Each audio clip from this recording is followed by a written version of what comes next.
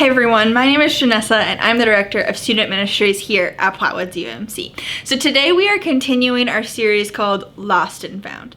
So, what's the weirdest thing you've ever spotted in like a Lost and Found section? So, the youth room Lost and Found section can be a wild place, okay? I get a lot of lost phone cords, I get a lot of coats, some towels, some shoes. How do people lose a whole set of shoes? Not really sure, but I get them. A lot of water bottles and just like a lot of random stuff, right? So sometimes we lose things because like we're careless or we're distracted, we just forget. But other times there are things like, so like, think about like if you go to church camp, right? You're not bringing your best towel with you. You don't want to ruin your good towels. So you bring your crappy beach towel because you're swimming in a lake. So whatever, right? So sometimes if you lose those things, it's not even like worth your time to hunt down because like that thing doesn't have value to them. So sometimes we don't even like bother to go looking for those things because they're basically like trash to us. But whether something is like trash or treasure is often a matter of perspective, right? Like, so for me, a book is like more a treasure than a movie. But I know so many people who would argue, no, movies are always better than books. And that's okay. It's just totally based on a matter of opinion. But you and I can see the exact same item, but the value might be completely different. Like maybe I see a pair of just like sunglasses in the Lost and Found, but to you, those are really important because your friend gave them to you. So I don't know if you can relate to this, but I've had moments where like I felt a little bit like abandoned sunglasses in a Lost and Found, or abandoned shoes or towels or coats or whatever, because I've wondered, how much do I actually matter to others? Or even worse, I have treated other people as if they were disposable and not worth my time or attention. So here, this gets me wondering, like, how valuable am I? What determines our value? How can we even calculate that? Like, a lot of the times, that's how we assign value to ourselves and to others, whether it's like through our possessions, so like what we can buy, like what we buy, our abilities, so like how good you are at a sport, or like how much you excel in theater, or like how good your grades are, or then you have like your characteristics, so like attractiveness, popularity, sense of humor, intelligence, like these kind of things like would add value or decrease value depending on what you're thinking about. So like we usually calculate the value of ourselves and others without even really thinking about what we're assigning value to. We all have preferences and biases and experiences that shape our opinions of what we think is valuable in a person. And that's why we have to think really critically about how we define valuable, because it impacts how we treat ourselves and how we treat others. Throughout this series, we are looking at just one chapter of the Bible. Just one. It's Luke chapter 15. And it's full of parables. And parables aren't meant to be like a historic story. They are meant to be teaching stories. So we explored last week the parable of the lost sheep. So we also have to remember though that Jesus is telling these parables specifically to Pharisees, because the Pharisees are the people who followed the law exactly. They looked at the Old Testament, which wasn't the Old Testament then, but like what we call the Old Testament, looked at all of those rules and were like, we're going to follow all of these exactly, and that's how we define what's valuable.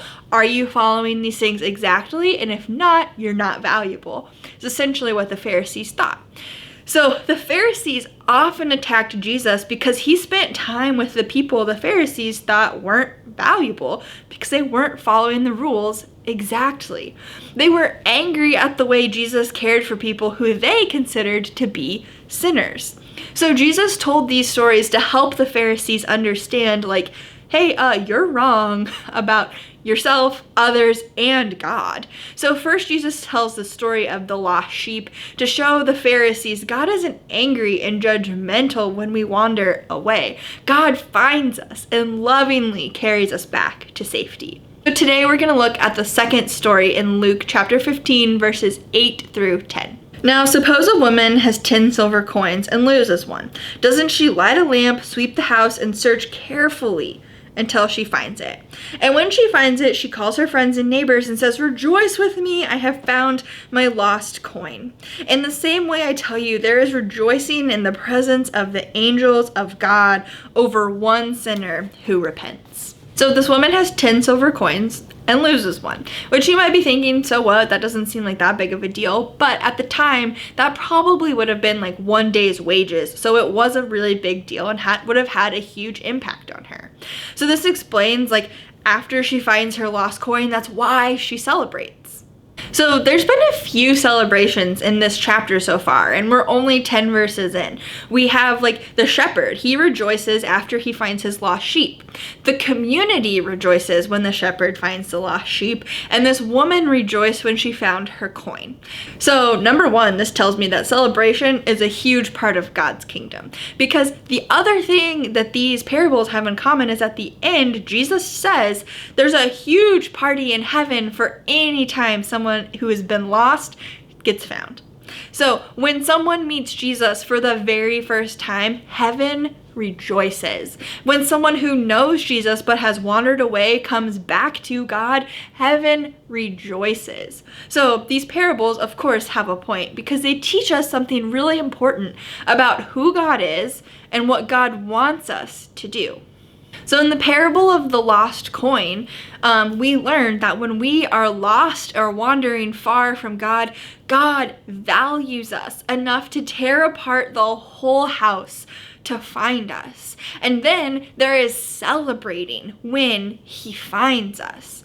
It's great to know that God values you, but the main takeaway from this parable isn't like to tell the Pharisees how much God values them, like this is a true thing. But Jesus' point here is God values everyone on this world. God values them, even the people who are overlooked or dismissed or judged because the Pharisees didn't think they were holy enough, because the Pharisees were judgmental towards people who they thought were sinners. So Jesus needed them to know and understand that God deeply loved and still loves the people who did not matter to the Pharisees. So Jesus knew that the Pharisees needed this reminder, and I don't think the Pharisees were alone. Sometimes you and I need that reminder too. Like the woman with her lost coin, Jesus values you, and he values the people you struggle to value. So how is this parable challenging you today? What do you need to adjust about your understanding of what's valuable? How do you need to change your behavior to better value others? Do you need to let God find you? Just like the woman in today's story, God is relentlessly chasing after us when we wander far from him. If you've never gotten to know Jesus or you've wandered away from Jesus, maybe today is the day you would like to be found again. If that's you, maybe your next step today can be to tell God what you're turning away from so you can follow Jesus fully. Or maybe you feel worthless. Maybe you don't feel like you have value.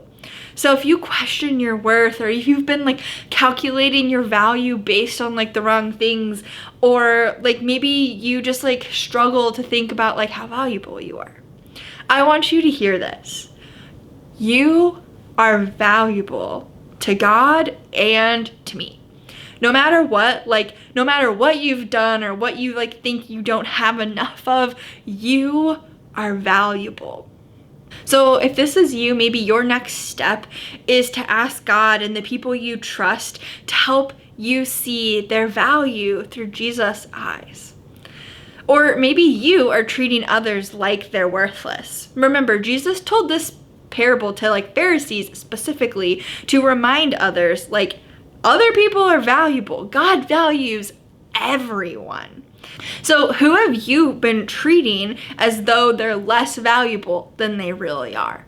If that is you, maybe you can name someone you've been devaluing. So maybe your next step can do something that shows them and you that they are truly valuable. Because remember, you haven't done anything to earn God's love. but you are loved. You haven't done anything to be valuable to God, but God values you so much. So now let that love change you so deeply that you begin to value others like God values you. Just like the woman and her lost coin, Jesus values you and everyone else so much more than you know.